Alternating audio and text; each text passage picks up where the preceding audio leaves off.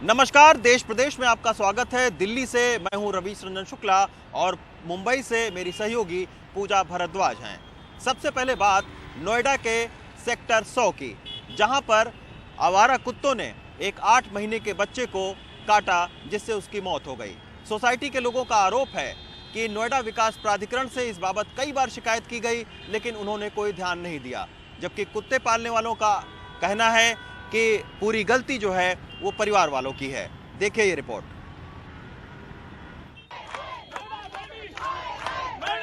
नोएडा में सेक्टर 100 की सोसाइटी में खासा बवाल मचा है। कुत्तों के काटने से 8 महीने के बच्चे की मौत के बाद सोसाइटी के सैकड़ों लोगों ने नोएडा अथॉरिटी के ओएसडी को कई घंटे तक घेरे रखा। लोगों का आरोप है कि 6 महीने के भीतर कुत्ते के काटने की यह तीसरी घटना है। मुझे जो बच्चा को देखी हो ना, क्या बताऊं, उस बच्चे को देख के हम जो आधा घंटा वहाँ ही बैठ गई। मैम, क्या इतना डरा हुआ बच्चा कि नीचे नहीं उतरता? नहीं जाते बच्चे नीचे खेलने के लिए, हम नहीं भेज सकते बच्चों को नीचे खेलने जाने के लिए। We don't send our kids down alone. दरअसल सपना कुमारी नाम की एक महिला श्रमिक सोसाइटी में नए बन रहे इस टावर में काम कर रही थी। उसका 8 महीने का बच्चा यहीं पर सो रहा था, तभी 3 कुत्तों ने उसके ऊपर हमला कर दिया।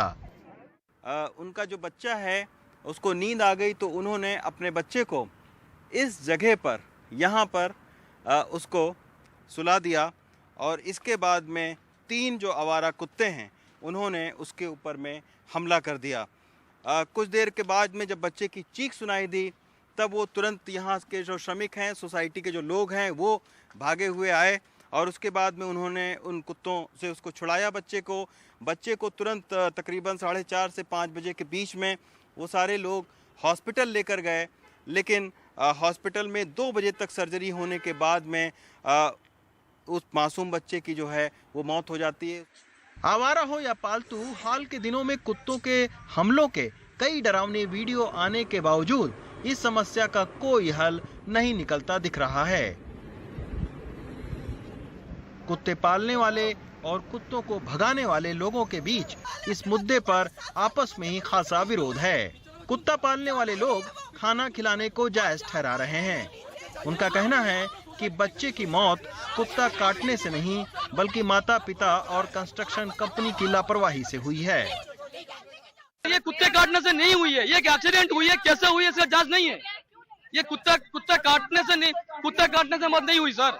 और उन्होंने उठाया, पुलिस में सॉरी भी मांगा गया। तो मांगा गया ना छेड़ने पे, तो कुत्तों को भी सजा मिलनी चाहिए काटने पे। अरे मैम, कुत्ते तुम्हारे घर की नहीं है। तो वही तो मैं कह रही हूँ, किसी का नहीं है, सबकी है। तो पाल ले उनको, कटवा ले अपने बच्चों को। 7 साल के बच्चे को नीचे भेज दूं मैं। उधर मामला तूल पकड़ते देख नोएडा अथॉरिटी के ओएसडी इंदु प्रकाश ने अब कुत्तों के 4 और शेल्टर बनाने की बात कही है। लेकिन जिस श्रमिक ने अपने 8 महीने के मासूम बच्चे को खो दिया, उसे अब दमोह भेज दिया गया और उसकी आर्थिक मदद का कोई भी आश्वासन नहीं मिला है। परिस्थितियाँ क्या थी, किन परिस्थितियों में क्या हुआ क्या नहीं हुआ, उसके बाद ही कोई बात हो सकती है। परिस्थिति क्या देगी, मतलब जांच। भाई आप ऐसे क्या ये काटा क्या ये बात है। देश में कुत्ता काटने के मामलों में रिकॉर्ड बढ़ोतरी हुई है।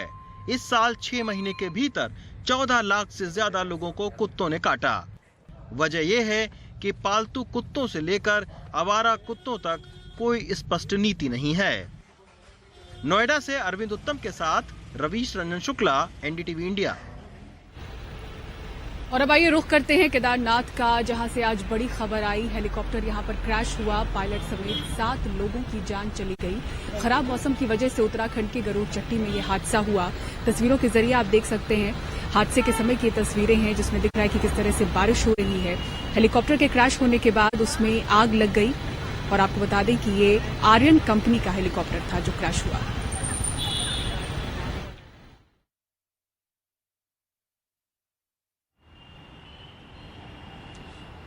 जम्मू कश्मीर के शोपियां में आतंकियों ने 2 प्रवासी मजदूरों की हत्या कर दी।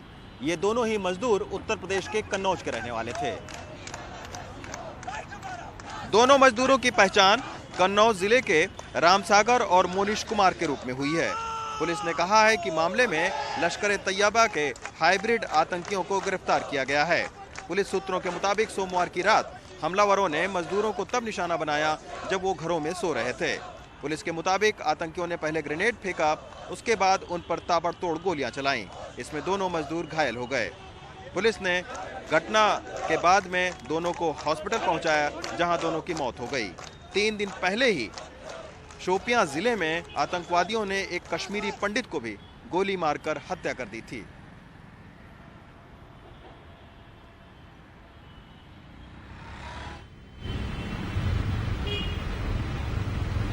और अब खबर राजस्थान के भिवाड़ी से, जहां से 3 सगे भाइयों को बहला फुसलाकर प्लेन दिखाने के नाम पर दिल्ली लाया गया और वहां पर आरोपियों ने गला दबाकर मारने की कोशिश की। 2 बच्चों के शव बरामद हुए हैं, 1 जिंदा बच गया और 2 आरोपियों को इस मामले में गिरफ्तार किया गया। बताया जा रहा है कि फिरौती मांगने को लेकर ये पूरा कांड हुआ।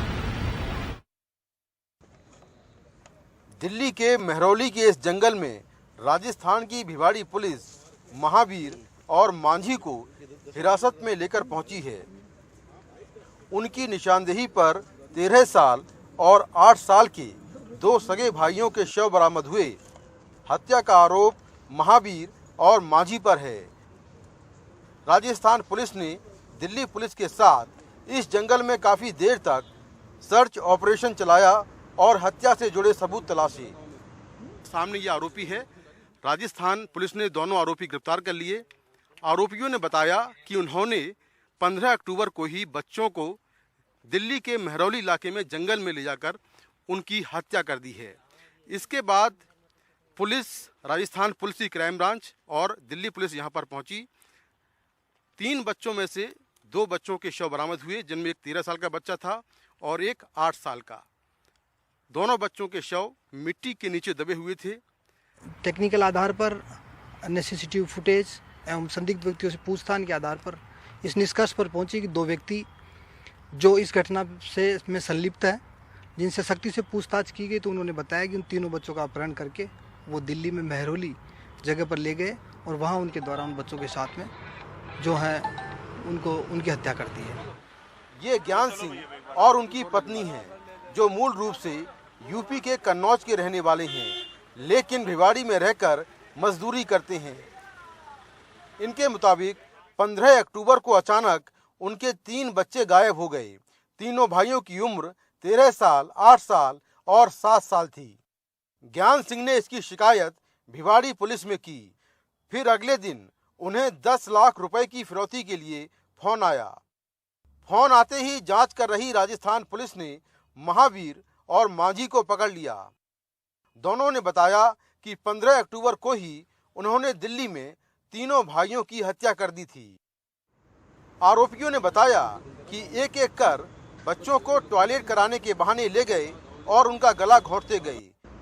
इसी बीच 15 अक्टूबर को ही एक 7 साल का बच्चा दिल्ली पुलिस ने लावारिस हालत में बरामद किया। ये उन्हीं 3 भाइयों में सबसे छोटा है, जिसे वारदात के 1 घंटे के बाद होश आया और जंगल से बाहर निकल आया। इसके बाद पुलिस ने उसे चिल्ड्रन होम भेज दिया। ये बच्चा अपना और अपने पिता का नाम ही बता पा रहा था। एक मकान मालिक रामवीर नाम का है, तो उसके वहाँ मेरे बच्चे रोज जाते थे।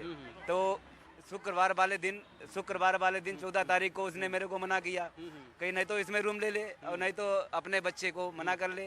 तो हमने कही जब नहीं मेरे बच्चे मानते हैं तो हम रूम ले लेंगे। हमने अपनी औरत को पूछी, हमने कही रूम उसमें लोगे, इन्हें कहीं नहीं लेंगे। तो हमने उसको मना कर दिया। तो क्यों, हम तेरे से 2500 रुपये जबरदस्ती ले लेंगे, नहीं तो हाँ देख ले फिर। हाँ तो 15 तारीख को बच्चे गायब हो गए। कोई फोन आया था फिरौती के लिए? 4G के लिए फोन आया था, 8 लाख रुपया भी मांग रहा था। 2 बात करके फोन स्विच ऑफ कर लिया था। पुलिस के मुताबिक दोनों आरोपी मूल रूप से बिहार के रहने वाले हैं। महावीर मोबाइल की दुकान चलाता है, जबकि मांझी मजदूर है। आरोपी पीड़ित के पड़ोस में ही रहते हैं और बच्चों को हवाई जहाज दिखाने के नाम पर बहला फुसलाकर दिल्ली ले आए। ये पता लगाया जा रहा है कि क्या वारदात में और लोग शामिल थे। जो 10,000 रुपए देने की हालत में नहीं था, उससे फिरौती के लिए 10 लाख रुपए मांगे गए और फिरौती मांगने के पहले ही तीनों बच्चों को मरा समझकर आरोपी यहाँ मिट्टी में दबा गए। लेकिन ये चमत्कार हुआ कि 7 साल का बच्चा वारदात के बाद यहाँ से निकलने में कामयाब रहा, जो इस पूरी घटना का चश्मदीद गवाह भी है। ये घटना बेहद हैरान करने वाली है। नई दिल्ली से कैमरामैन मोहम्मद मुसलिन के साथ में मुकेश सिंह, NDTV इंडिया।